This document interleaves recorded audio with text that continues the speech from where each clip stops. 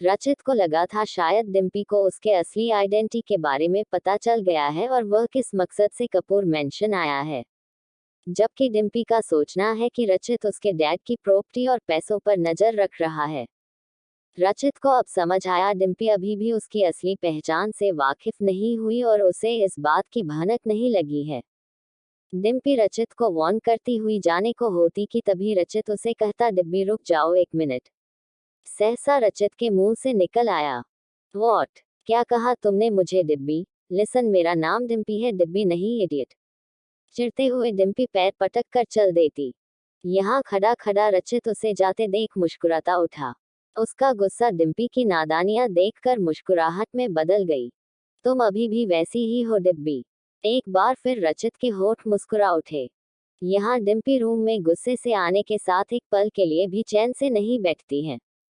उसकी हिम्मत कैसे हुई मुझसे इस तरह से बात करने की? समझता क्या है खुद को? इसे तो जरा सा भी डर नहीं कि मेरे ही घर में आकर मेरे ही प्रॉपर्टी पर नजर रखने रहा है। इतनी आसानी से मैं उसे ये सब करने नहीं दूंगी। बस बहुत हुआ, मैं आज ही डैड को बताऊंगी उस सो कॉल्ड रचित के बारे में। कहते हुए डिम्पी मिस्टर कपूर के रूम में जाने का निर्णय लेती। डैड, मुझे आपसे बात करनी है। डैड। कमरे में डैड को न देखकर डिम्पी सोफिया को बुलाती। सोफिया, डैड कहाँ है? वो अभी तक ऑफिस से घर नहीं आए। मैम, सर तो ऑफिस के काम के लिए दुबई गए हैं और उन्हें 2 दिन लग जाएंगे आने में, सोफिया ने कहा।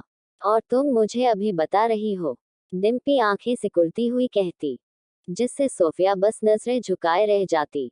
डैम इट, इस घर में एक भी काम ठीक से नहीं होता। गुस्से में डिम्पी वापस कमरे में चली गई। यहाँ रात को रचित मेंशन के गार्डन में चहलकदमी कर रहा होता। उसे अब भी मिस्टर कपूर के पर्सनल रूम में मिली प्रॉपर्टी पेपर्स को पढ़कर समझ नहीं आ रहा था कि आखिर उन्होंने प्रॉपर्टी अपने नाम पर अभी तक क्यों नहीं रखा। वो इसी सोच में उलझा हुआ था। तभी शान वहां आता। शान, अच्छा हुआ तुम आ गए, मैं तुम्हारा ही वेट कर रहा था। ये पेपर्स संभाल कर रखो। रचित उसे वही प्रॉपर्टी के पेपर्स शान को देता है। ओके सर, वैसे आप कहे तो आपके लॉकर का पासवर्ड चेंज कर दूं? शान ने कहा।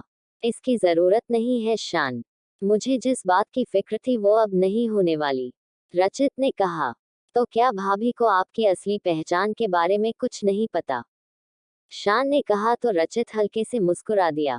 तुम्हारी भाभी मुझे चोर दिक्कत समझती है। उसे लगता है मैं उसके घर के पैसे और प्रॉपर्टी पर नजर रख रहा हूँ, रचित ने कहा, जिस पर शान को भी हैरानगी हुई। फिर तो आपको टेंशन की कोई बात ही नहीं, आप आराम से आगे का काम कर सकते हैं। अगर आप चाहें तो लॉयर से कहकर इस पेपर्स पर आपके नाम करवा दूं, शान ने कहा। यहाँ रचित और शान गार्डन में बातें कर रहे होते हैं कि तभी डिम्पी की नज़र रूम की खिड़की से उन दोनों पर जाती है। डिम्पी रचित के द्वारा शान को पेपर्स देती हुई देख लेती है और उन दोनों के घंटों तक बातों पर गौर करने लगती। ये आदमी कौन है और ये रचित उसके साथ इतनी देर से क्या बातें कर रहा? और फिर वो पेपर्स कहीं डैड के पेपर्स तो नहीं? डिम्पी को खिड़की के पास खड़े होते हुए रचित की नज़र उस पर चली जाती है और वो आगे शान को कुछ नहीं कहता। शान रचित का इशारा समझते ही चुपचाप वहां से चला जाता है। जब तक रचित नीचे गार्डन में होता डिम्पी जल्दी से उसके कमरे में जाती जहां उसने अपनी पर्सनल अलमारी रखी थी। पता नहीं पासवर्ड चेंज कर दिया होगा उसने, बट एक बार ट्राई कर लेती हूँ। डिम्पी जल्दी जल्दी उसमें पासवर्ड डालती और अगले ही पल लॉकर खुल जाती। अरे ये तो खुल गई। अच्छा हुआ, अब जल्दी से देखती हूँ कि वो यही पेपर्स थे जिसने उस आदमी को दिया था। अगर पेपर्स गायब हुए तो आई एम श्योर वो यही पेपर्स होंगे। और अगले ही पल डिम्पी के सामने वो पेपर्स नहीं थे। आई नो, मुझे पता था ये वही पेपर्स होंगे जिसे उस आदमी को वो दे रहा था। जरूर वो डैड की गैर मौजूदगी का फायदा उठाकर अपने काम को अंजाम देना चाहता है, बट मैं ऐसा होने नहीं दूंगी, डिम्पी दांत पीसते हुए कहती। और अगले ही पल उसने वो किया जिसके बारे में वो खुद नहीं जानती कि रचित पर क्या असर पड़ेगा। रचित जब गार्डन से रूम में आता तब तक डिम्पी रूम में जा चुकी थी। वो सरला जी को देखने नीचे जाता जहां सरला देवी भी उसी का इंतजार कर रही होती। रचित, आओ बेटा खाना खा ले, सरला जी ने कहा। रचित टेबल पर देखता जहां मिस्टर कपूर के कुर्सी खाली थी। वो सोफिया से कहते, मिस्टर कपूर वो अभी तक नहीं आए। सर बड़े साहब तो दुबई गए हैं, उन्हें आने में 2 दिन लग जाएंगे। सोफिया ने कहा, दुबई अचानक? सर ने मुझे तो कुछ नहीं बताया इस बारे में, और न ही अभी कोई ऑफिस की मीटिंग रखी है। दुबई में फिर किस काम से सर दुबई गए हैं, और वो भी अचानक से? रचित सोचता रहा। और डिम्पी ने डिनर कर लिया? रचित ने कहा, नहीं। रचित बहू न खाने से ही इनकार कर दिया। कहती है कि उसे भूख नहीं। सरला जी ने बुरा सा मुंह बनाते हुए कहती है। रचित समझ चुका था कि डिम्पी से किस तरह निपटना है, इसलिए सबके सो जाने के बाद रचित किचन से खाना निकलता हुआ डिम्पी के कमरे में जाता है। सुबह से हैरान परेशान होकर डिम्पी चैन से सो रही थी। रचित को आज भी उसकी बचपन की आदत पता थी, भूख लगने पर उसे नींद नहीं आती, इसलिए खाने की प्लेट वही टेबल पर रखकर वो वापस चला जाता है। यहाँ मिस्टर कपूर फोन में किसी से बात करते हुए कहते हैं, क्या तुम पूरी तरह श्योर हो कि वही है? ये सर 100% श्योर ये वही है जिसे आपको तलाश थी। मैंने खुद इसकी आइडेंटिटी निकाली है। दूसरा व्यक्ति कॉल पर कहता, ऐसा करते हुए किसी ने तुम पर शक तो नहीं हुआ? मिस्टर कपूर ने पूछा, कैसी बातें कर रहे हैं सर? मैं सालों से आपके लिए ही काम कर रहा हूं, और सालों से आपको एक ही शख्स की तलाश थी जो अब पूरी हुई है। उस व्यक्ति ने कहा, हम तुम सही कह रहे हो। सालों से मुझे इसी शख्स की तलाश थी, लेकिन वो इस तरह सामने आएगा मुझे पता नहीं था। मिस्टर कपूर सोचते हुए कहते हैं, तो सर अब क्या करना है? उस व्यक्ति ने पूछा, कल सुबह मेरे घर मुझसे पहुंचने से पहले लॉयर पहुंच जाना चाहिए। मिस्टर कपूर ने कहा, पर सर आप तो? उस व्यक्ति की बात अधूरी रह गई। मुंबई में ही हूँ, ये बात किसी को पता नहीं चलनी चाहिए। इतना कहते ही मिस्टर कपूर कॉल डिस्कनेक्ट कर देते हैं। मिस्टर कपूर कॉल डिस्कनेक्ट करते हुए कहते हैं, अब कल सुबह का मुझे बेसब्री है इंतजार रहेगा। कल सालों का होगा हिसाब किताब पूरा। मिस्टर कपूर सपाट भाव से कहते हैं। अगली सुबह कपूर मेंशन में तहलका मचा देना वाला था। इस बारे में किसी को कोई खबर नहीं थी। रचित रोज की तरह सुबह उठाकर ऑफिस के लिए तैयार होता। जाने से पहले अपने स्वर्गीय माता पिता की तस्वीर को देखकर ही ऑफिस जाता है। आज भी वो माता पिता की तस्वीर देखने के लिए वही बंद लॉकर ने खोलता, और सामने उसे वो दृश्य दिखाई देता जिसे गुस्से से उसकी आंखों से अंगार बरसने लगते। उस लॉकर में रचित के माता पिता की तस्वीर के टुकड़े टुकड़े कर दिए गए थे। मुझे पता ये सिर्फ वही कर सकती हैं। दांत पीसते हुए रचित गुस्से में तेज कदमों के साथ डिम्पी के कमरे की ओर जाता है। डिम्पी इस समय रूम में नहीं होती। उसे रूम में न देखकर रचित का गुस्सा और भी बढ़ जाता है। वो नीचे हॉल की ओर जाता, जहां डिम्पी पहले से हॉल के दरवाजे के सामने लॉयर के साथ खड़ी थी। उसके हाथ में कुछ पेपर्स थे जो लॉयर ने उसे दिए थे। How are you? तुम्हें पता भी है तुमने क्या किया है? आज तुमने मेरे गुस्से की सारी हदें पार कर दी है। ये आखिरी निशानी थी मेरे मरे हुए माता पिता की तस्वीर की, और तुमने क्या किया? हाँ, अपने गुस्से में इतनी अंधी हो गई, किसी के फीलिंग इमोशन के साथ खिलवाड़ कर गई। रचित गुस्से में वो सब कुछ आज बोल गया जो उसे छुपाए रखना था। रचित डिम्पी की बाह पकड़े बेहद गुस्से में दांत पीसते हुए कहता। उसकी आंखों गुस्से से लाल हो गई थी। वो चिल्ला चिल्ला करके रहा था, लेकिन डिम्पी अभी भी उसकी ओर न देखकर लॉयर के दिए गए पेपर्स को देख रही थी। बहुत आसान है न तुम्हारे लिए किसी के फीलिंग इमोशन के साथ खेलना। बोलो क्यों किया तुमने ऐसा? रचित डिम्पी के तरफ से कोई प्रतिक्रिया ना पाकर उसे झकझोरते रहा। तभी डिम्पी अचानक से चिल्लाते हुए उसे थप्पड़ जड़ देती। How dare you? तुम्हारी हिम्मत कैसी हुई मेरे डैड की प्रॉपर्टी अपने नाम करने की? किसने दिया तुम्हें ये राइट्स? हो कौन तुम मेरे डैड की प्रॉपर्टी में दखल देने वाले? डिम्पी रचित का गिरुबान पकड़ कर कहती। डिम्पी के इस तरह व्यवहार से रचित चौंक गया। उसकी चिल्लाती हुई आवाज सुनकर सरला जी भी वहां आने से खुद को रोक न सकी। वही रचित तो डिम्पी की बात से ही हैरान रह गया। उसे समझ नहीं आया था कि डिम्पी कह क्या रही थी, क्योंकि रचित ने मिस्टर कपूर के कोई भी ऐसे प्रॉपर्टी पेपर्स अपने नाम नहीं करवाया था। फिर डिम्पी का ये सब कहना उसे हैरान कर दे रहा था। क्या बकवास किए जा रही हो तुम? रचित ने कहा। यू ब्लडी चिटर, तुमने पैसों के लिए मुझसे शादी की थी ना? पैसे चाहिए थे तुम्हें, मैं देती पैसे तुम्हें।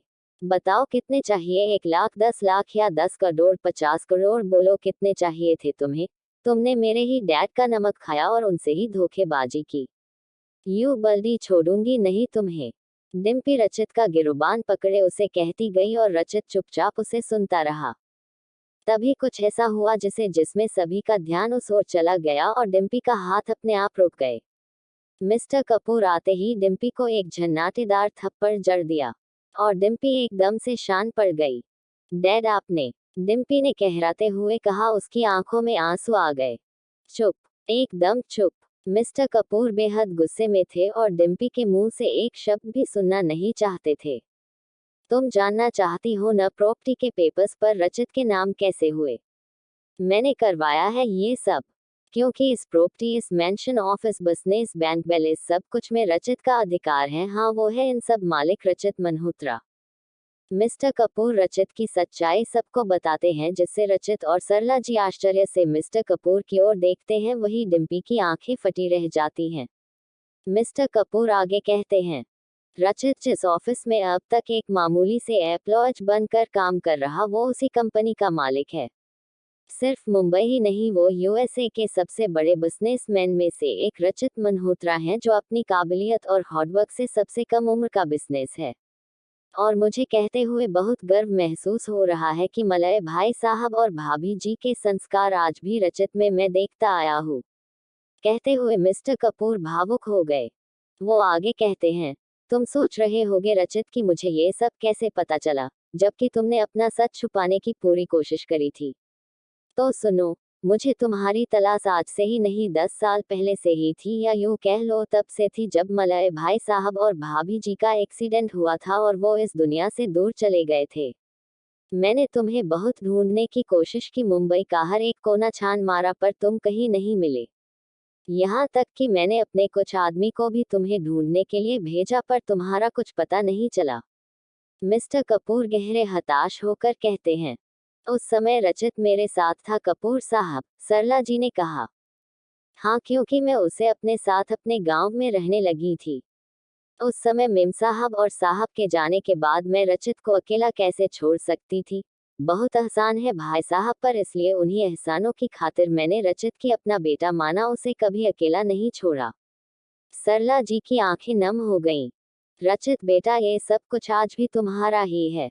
मैं तो सिर्फ तुम्हारी अमानत का रखवाला हुआ करता था, क्योंकि मलय साहब ने उस समय मेरी मदद की थी जब मेरे पास कहने को सिर्फ मेरी बेटी डिम्पी थी, और अगर उन्होंने मुझे उस समय नहीं संभाला होता तो आज मैं अपनी बेटी को भी खो देता।